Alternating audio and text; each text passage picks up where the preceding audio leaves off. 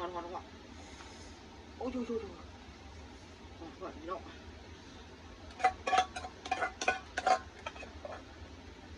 โอ้ย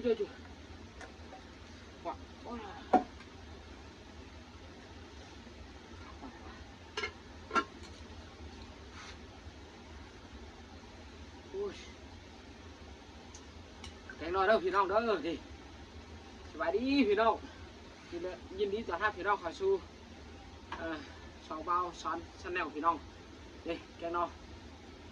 มาเด้อพี่น้องเด้อทางไกลทางใดทางอันไทยทางลาวพี่น้องมาเด้อพี่น้องเด้อกินข้าวกับแกงน้อยทางไกลทางลาวทางไทยก็ว่ากันไปพี่น้องเนาะแกงน้อยฮ้อนๆนี่แต่ก็เจาะแบบน้ำหน่อยโอ้ยหวานเลยชิมก่อน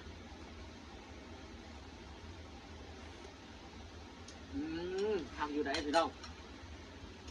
ฟังเสียงน้ำไหลนี่น้ำคลองน้ำอยู่ข้างหลังนี่แต่กันมาเราก็หักเอาอยู่นี่แหละซุ้มทางหลังนี่แหละนอนง่ายๆพี่น้องกินข้าวกลางวันเด้อพี่น้องเด้อข้าวสวยเนาะผู้ใดคิดอยากกลับมาเด้อข้าวนี้ร้อนใช่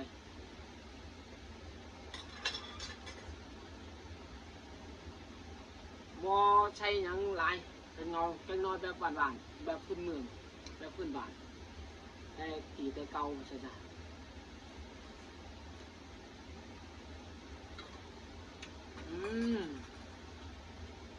ครับลูก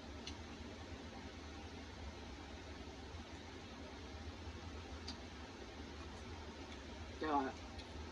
ชื่อที่ยังหวานเลย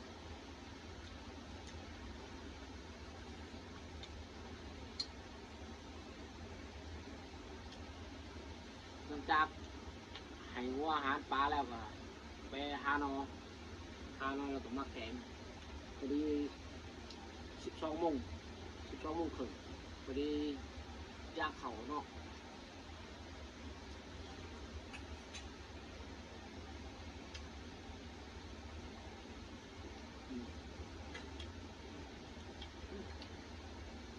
ได้เฮ็ดมาดองนึง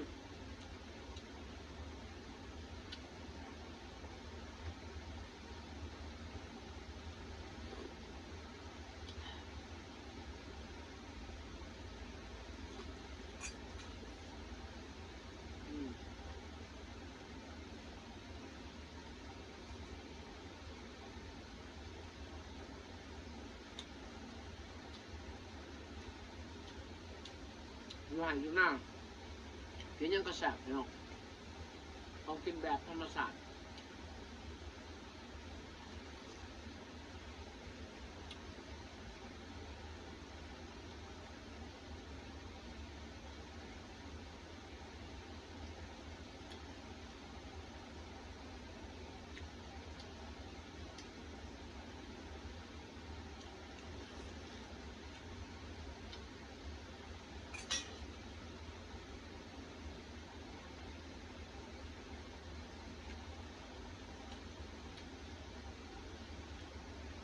อยู่คนเดียวกินคนเดียวง่ายๆอยู่คนเดียวนะ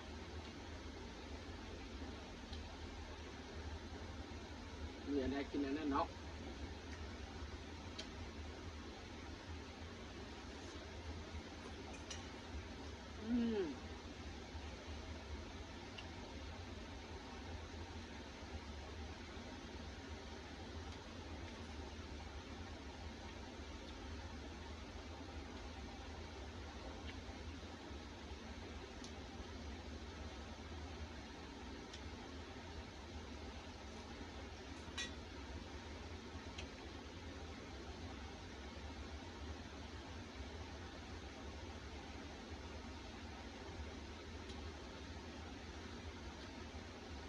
ขึ้นนี่ก็ฝนตกหน่อยนึงพี่น้อง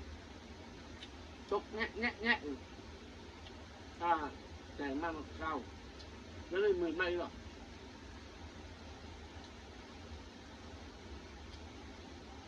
หามไปไหนเนาะอยากผ่านอยากพ้น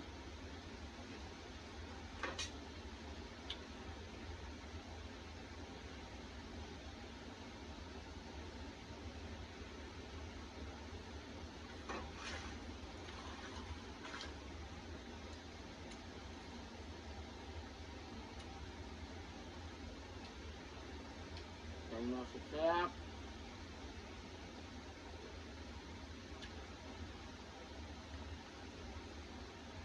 แกงแบบบ้านๆ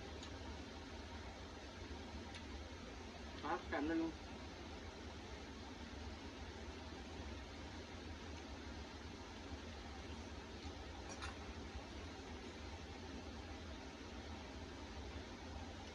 จังน้อยก็ขึ้นหอดสมัยเป็นเฮ็ดไห่อยู่เสาคู่เนาะจะหักเอานอนหน่อยทำนี่นอนไหนทำนี่มาแล้วก็แกง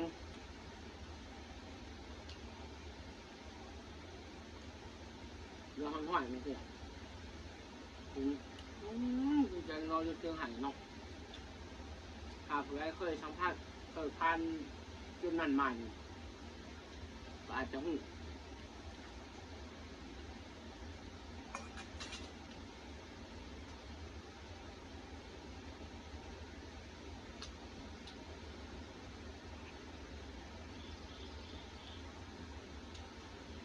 ให้เบียงมาเมื่อยๆครับกินยังก็แซ่บอย่างนี้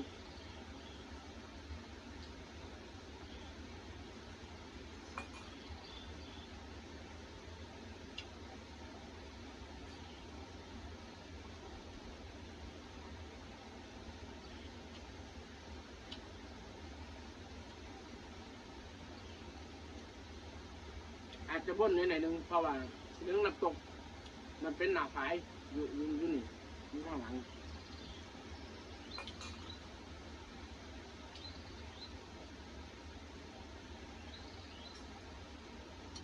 ตาก็มีอยู่นี่ครับแต่ว่าบุษยากไม่ได้สิยากแกงเนาะเลยหักมันเอาอยู่ข้างหลังมาแกง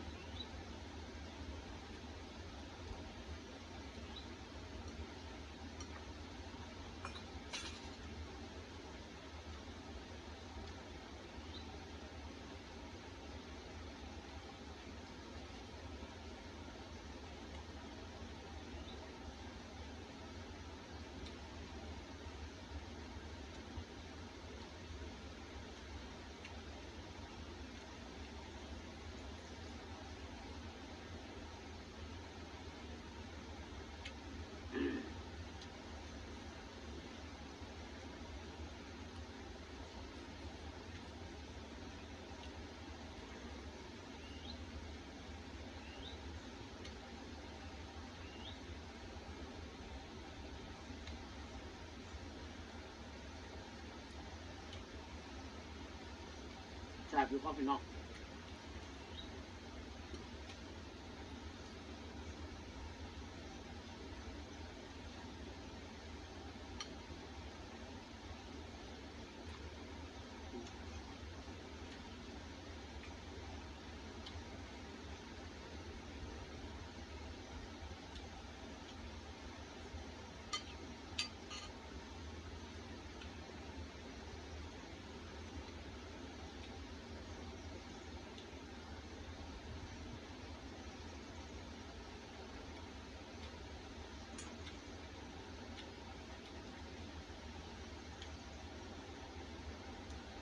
เป็นอาหาร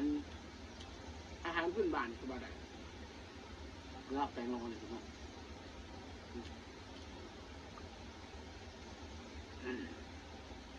เป็นชื่อแล้วน้องคนชาวไฮชาวนาต้องหากินอาหารแบบนี้อยากกินโยนอาหารฤดูแห้งๆของเขาเนาะคือบางมันขายบ่คือกัน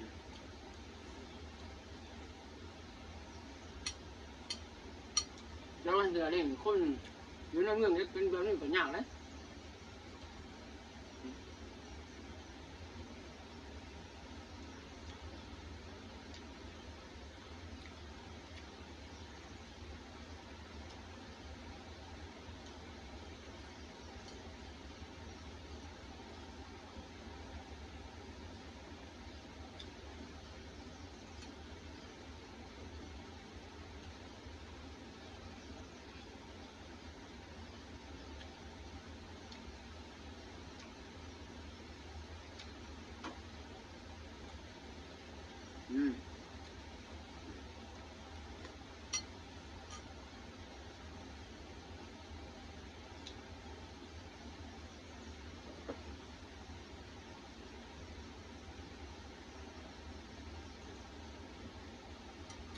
ดทำนี่เนาะ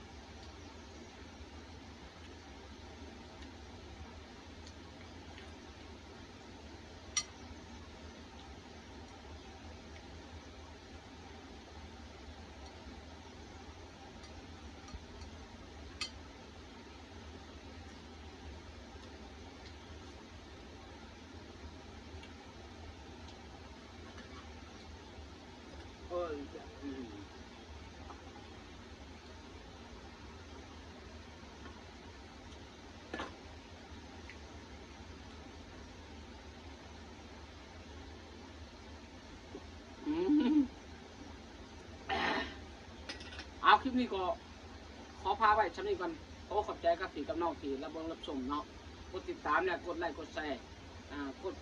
คอมเมนต์หรือคอมเมนต์มาให้กำลังใจบ่าวสอนในเด้อพี่น้องเนาะเพื่อสร้างสรรค์ในการเฮ็ดคลิปต่อไปพี่น้องเอาขอบใจ